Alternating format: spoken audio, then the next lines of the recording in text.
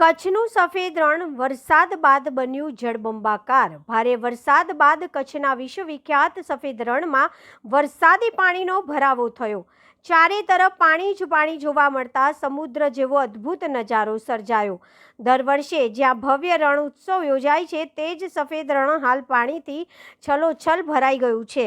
કુદરતના અનોખા રૂપે પ્રવાસીઓ અને સ્થાનિકોમાં પણ ભારે આકર્ષણ જમાવ્યું છે। સફેદ રણનું આ વરસાદી રૂપ સોશિયલ મીડિયા પર પણ લોકોનું ધ્યાન ખેંચી રહ્યું છે। કોમલ બોરા, રિપોર્ટર, ભુજ, કચ્છ।